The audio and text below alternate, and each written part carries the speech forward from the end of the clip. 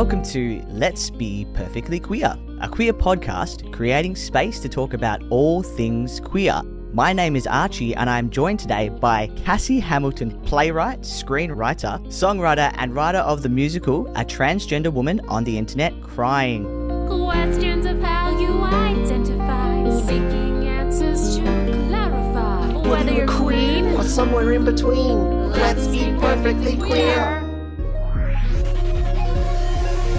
Felt cute today, but it was not in the usual way. Rolled out of bed, got my cats fed and made some macrame. Crop top with stitching inside, white, pink and blue for trans pride. It's kind of femme. You're my... I don't know what you want me to take away from this. What do you mean? They're nothing like me. You're pretty, pretty perfect. I think you're pretty, yeah, you're pretty, pretty perfect. Who cares what they think? It's not that serious. Let your worries shrink, cause you got all of us. We think you're perfect, pretty, pretty perfect. I think you're perfect, pretty, pretty perfect. Transition goals, baby. So you're so pretty and perfect. I think you're perfect, pretty, pretty perfect. Welcome to the show, Cassie. Hello, happy to be here. Thank you so much. For the listeners, today what we are going to talk about is Cassie Hamilton's musical. It's called A Transgender Woman on the Internet Crying, which I love the title. That sold me. If I saw that at Fringe, I'd be like, I'm buying tickets to that straight away. But before we get into that episode, did you want to tell the listeners a little bit just about who you are? For sure. What can I say about me? I am a writer. I work predominantly in theatre. I am a director. I kind of do a whole bunch of things. I was like writing down recently like all the things that I do for like a bio thing recently, and I was like, oh fuck, this list goes on for like a really long time. But predominantly, I'm a writer. I'm a performer. I'm a director. I write music. I produce music, and I also am a theatre producer. So I do a whole bunch of little things, but predominantly love creating new work in the theatre world, also the screen world, and and I love gay shit. So you're the perfect person to be on the show then. Absolutely. You came up in our newsfeed and I was like, this is so interesting. I need to know more. Did you want to tell us about the musical? I would love to. So it's a, how would I describe it? A transgender hyperpop musical about two trans people sort of overcoming their differences and accidentally falling in love through the most high stakes, sort of like intense kind of online political discourse that a girly could have. But yeah, it's like entirely sort of based in like hyperpop music. It's very electronic, it's very online, and it's very high energy and very electric and intense, I would say. Very cool. And you don't usually hear hyperpop and musicals together. What made you want to do a hyperpop style musical? I think it was a journey. I came up with the plot and the story that I wanted to tell first. And I knew I'm a musical theatre diehard. I love music theatre. I have been doing it since I was a little baby. And I sort of like grew up in this musical theatre world, and I transitioned when I was like 17, and I realized I was getting ready to like be this like pristine little tenor that goes off to Whopper and like trains or whatever.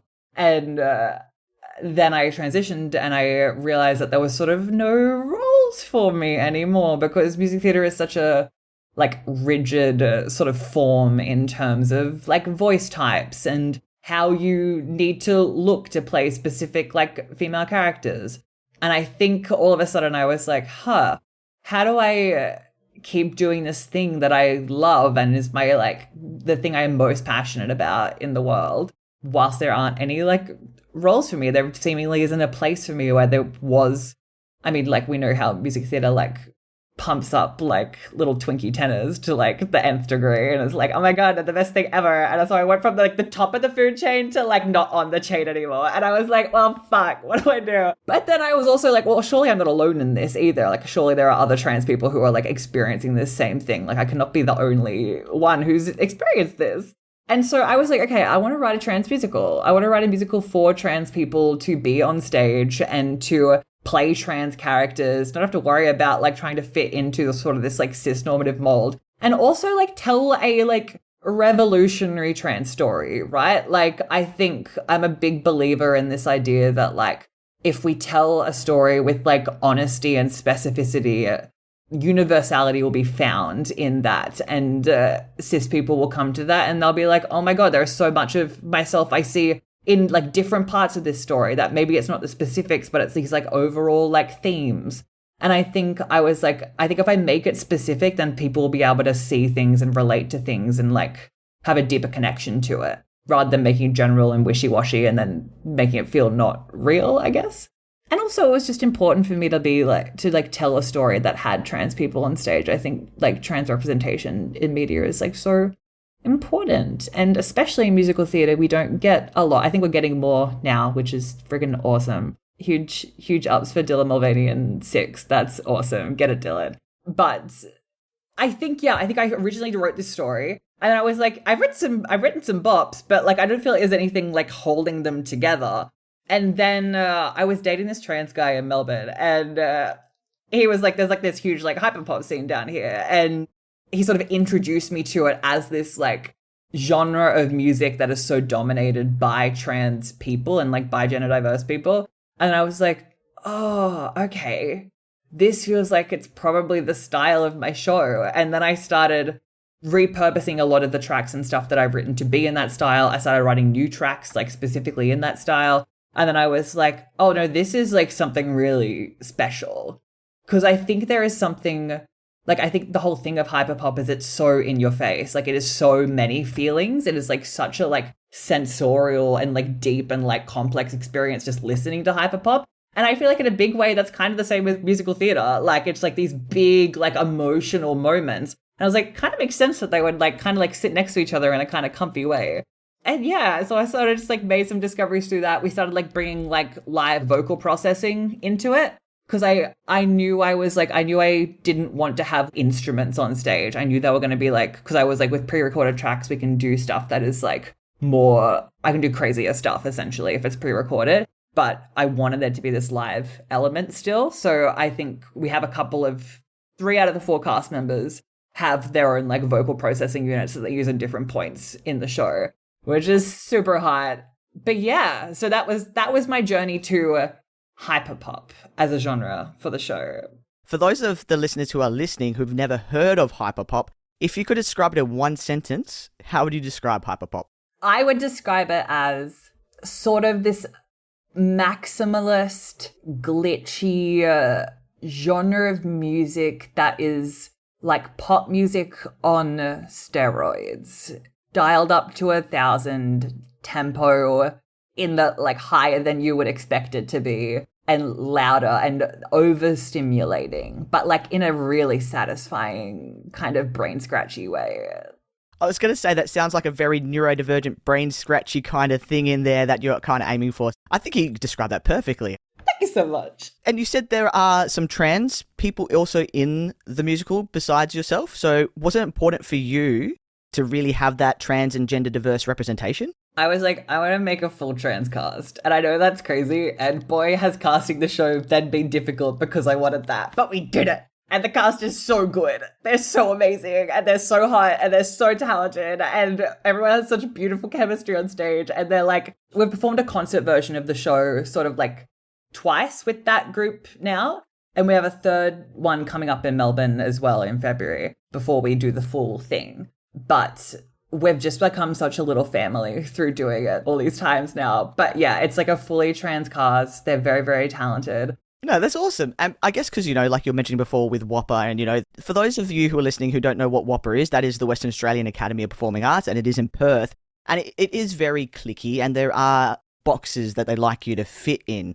And so was that your original plan, to go to WAPA? And then you kind of, I can't do this, I'm doing my own thing, I'm forging my own path? Totally. I mean, all the music theatre girlies go to WAPA. Like, that is like the place to go if musical theatre is your dream. And I was like, yeah, I was fully getting ready to audition. I was like going to like workshops and stuff purely with the intention of auditioning for WAPA. And then, yeah, I sort of was like, actually, I need to sort out this whole like gender thing. This feels like maybe it's more important. And yeah, and then I was sort of like, I did give up on music theatre for a little bit after that because it was really hard. And also I don't play any instruments. Like I don't do those things.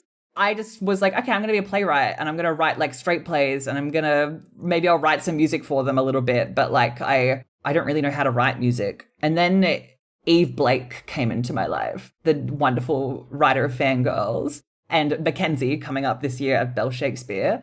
And I don't remember how I met her, but she got on a Zoom with me and she just started talking to me about what I needed. What is like the bare minimum you need to do to be able to write music and to write songs and where I should be putting my energy.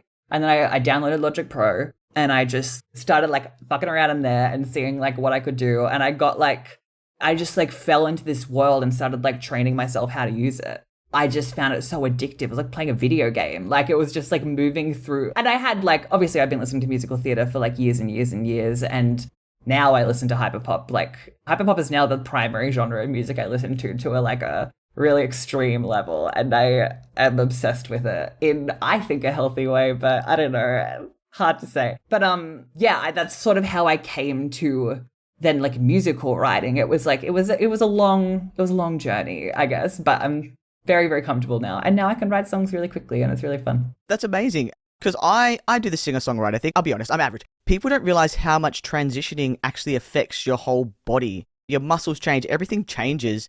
And so then you have to relearn. Did you have any difficulty relearning how to present yourself and a new voice or anything like that? 100%. Well, because I had a singing teacher when I was going through my transition.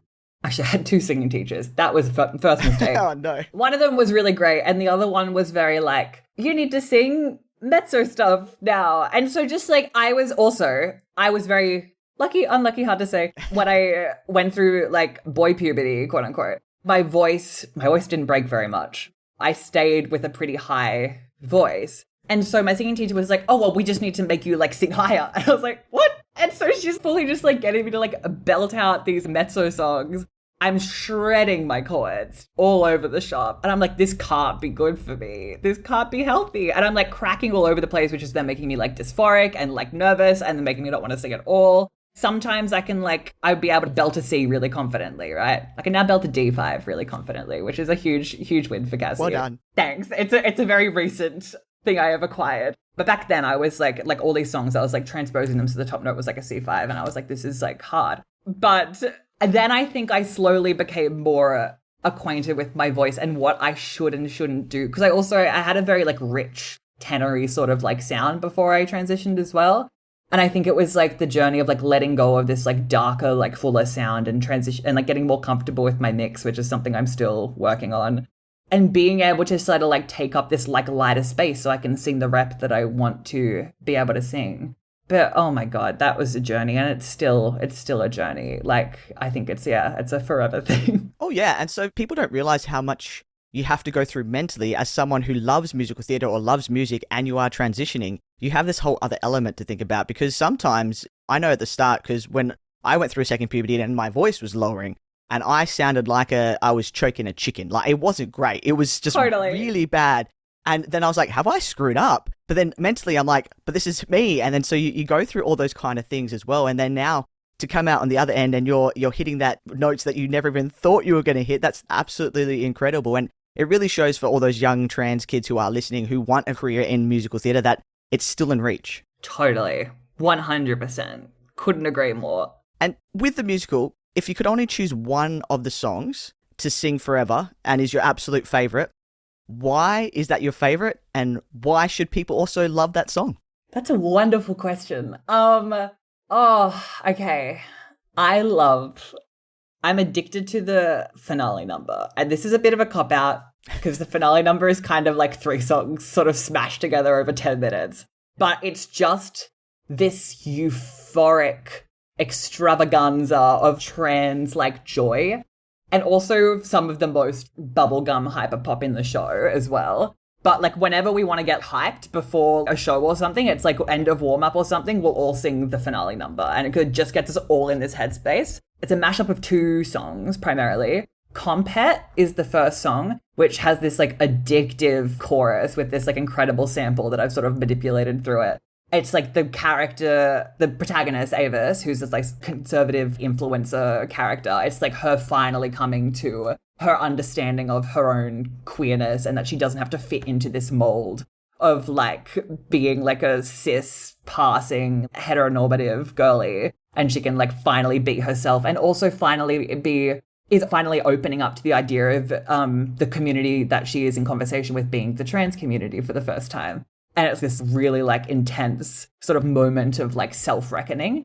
And then the other song that it's mixed with is kind of the anthem of the show, which is called Pretty Perfect, which a version of is on Spotify if you want to listen to it. But is kind of this anthem of like trans community and this idea of letting go of the idea of needing to be like perfect, but pretty perfect is enough. Like close to perfect is beautiful. And what it is for like, yeah, for trans people to have community and to celebrate that and the joy of being seen by other trans people and being able to celebrate each other. And it's just a beautiful, euphoric song. And also a song like that, and being transgender, you do see these kind of icons on social media and these kind of really unrealistic sometimes expectations because of people who have a lot of money and they can make themselves look like an ideal perfect of what they feel. I feel like then that song does have that double meaning for those who are trans and they're listening to it as well. That, you know, you can get close to perfect. You don't have to reach these ideals. Who you are and who you want to be is just perfect enough. And I think that's really beautiful. Yeah, 100%. And how have people's response to the musical been so far? Really nice. People have really loved it. It's been really beautiful. I think we've gotten like a standing ovation after every performance that we've done, which has been like, which I'm trying not to get accustomed to, because if we then like make the whole show and everyone's like sitting down politely clapping, I don't want to be like upset with that, you know? But the track record's really good. People and like the messages and stuff I've been getting from people, not even just trans people, but also like musical theatre people who are like quite high up in the industry being like, this is so, I've never seen anything like this. Like this is fully like changing the game of what musical theatre is and how we understand musical theatre. But also trans people have been loving it. And I've been getting into some really big conversations with trans people after the show. Just especially, I think the show deals with this idea of like passing a lot. This idea of being cis passing and like holding that up and what it is to be someone who is cis passing, what it is to be like jealous of somebody who is cis passing, and how that hinders you from connecting with other trans people in all its like various like shapes and forms. And I think I've had some really, really interesting conversations with other trans people like after the show. And obviously we're like ending in this place of it doesn't matter what you look like or like how other people perceive you. Yeah, that has been like some of the most interesting and exciting conversations I've had with people post-show. No, that's awesome. Do you have any plans to tour Australia or just like are you doing the East Coast? So the only venue that is currently confirmed is the Old Fitz Theatre in Sydney. We have deep hope and aspiration to then come to Melbourne at some point. Nothing is confirmed yet, but we have a lot of very, very, I would say with quite a lot of confidence that it will happen, that we will go to Melbourne. Beyond that, who's to say? Yeah. Who's to say? But I feel like now in the climate of the world, this musical is very much needed because people turn to musicals for escapism, but it also can be political commentary on the world. And, you know, a lot of the world with trans people and what they think about trans people is a little bit backwards and very conservative. And so I definitely feel like a musical like this is very much needed. And I've not heard of a trans musical before. So that's why I was like, oh my God, I need to learn more. This is amazing. And so it's really nice that you are doing this. And I really do hope that this can take you as far as you'd like it to go, because it's something that I feel like Australia needs to have right now before we then follow the footsteps of places like the UK and the USA. 100%. And I think it was so important to me that the show was very like loudly and authentically trans as well. Like I didn't want it to be like a secret reveal that like I keep from the marketing copy or anything. I wanted it to be in your face and like just like present. I was like, I don't want it to have any shame about what the show is and who the show is for and what the show is about. I think a few years ago I saw a show by a Green Door theatre company called 7 Methods of Killing Kylie Jenner. And I think a brilliant, hilarious show. And the way that show, it was 2 Black women on stage sort of discussing like racism and that experience. And that show just did not, if you were not in the Black community, it did not hold your hand. It just went straight into like the language and the like things that they were familiar with, and like it just expected the audience to catch up regardless of like their background. And I was like, I want to be able to do like the trans equivalent of that, essentially. I'm like, I'm going to drop us straight into the lingo. Like, this is my community. We're going to like go straight there. We're not going to like sugarcoat anything. And people will pick it up. And people do pick it up. Like the amount of, it's so fun like watching an audience of 3 or 4 like trans people at the back like scream laughing at something, and all the cis people around them being like, oh, is that, okay, that was funny because, okay, well then that means, and then like putting the pieces together like as the show goes on. I think there's a lot of cis people who have seen this show that have been like, I've never seen anything like this. I didn't know some of this stuff before I saw this show, and I am very grateful to now know these things. And I'm really grateful that the show can do that. No, that's awesome. And if there is one thing that the audience take away from the musical, what would you like that to be? One thing you take away. I think, It's also interesting because I wrote the show so long ago, right? It's like, what did Baby Cassie want people to take away? I think at the show's core, there's what I want cis people to take away, and there's what I want trans people to take away, you know? I think there is a bit of crossover, but I think one of the big things I wanted to talk about with this idea of like T for T relationships and what that is, and for trans people, like the profound sense of being seen and like being understood and not feeling the need to be anything other than what you are, that can come with that. In my own personal experience, that is what that was. And I think I really wanted to have, I just thought it was weird that like all the trans people around me were dating other trans people, and then in media it was always a trans person and a cis person in relation to the cis person. And I was like, this doesn't feel indicative of like what my actual experience of this community is and what romantic relationships are. And I think I really just wanted to show that this is like a beautiful, I just wanted to show that T for T relationships were like really, really beautiful, and how electric and like beautiful that can be. Yeah, I'm repeating myself, but that is how that was like kind of one of my big motivators, I guess, for like writing the show and what I wanted people to take away from it. And that trans people don't need cis people to validate them to be valid, you know? Validity of your transness does not depend on the validation of cis people. Yeah.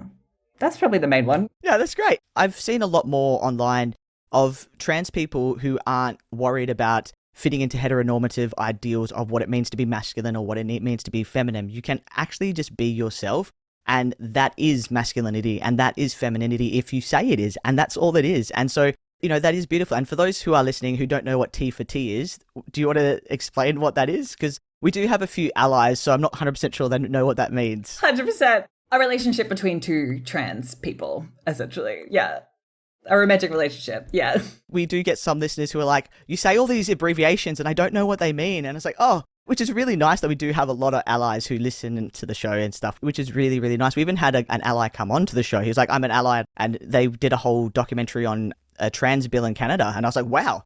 So it's sometimes we just have to explain a little bit. 100%. And I am awful at explaining things. So thank you for helping.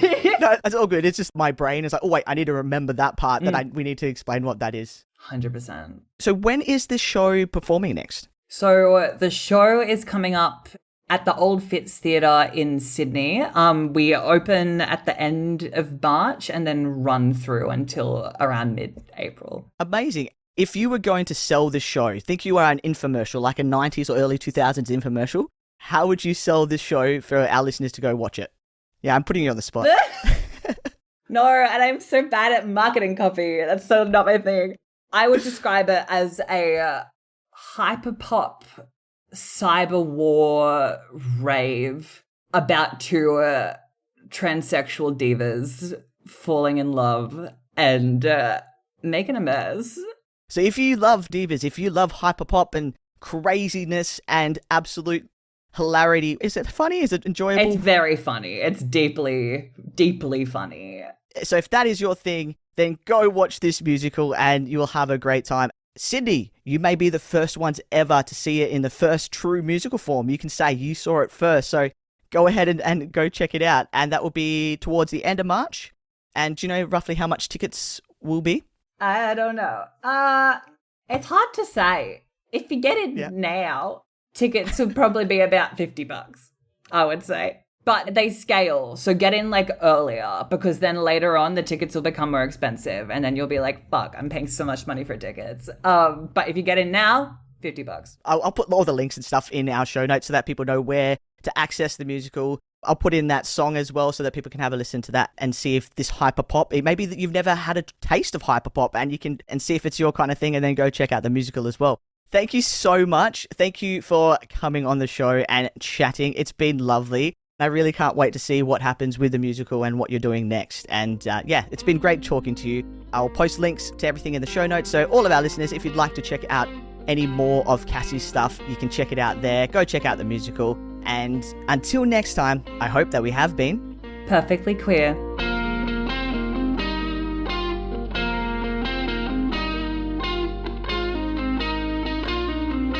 Let's be perfectly queer.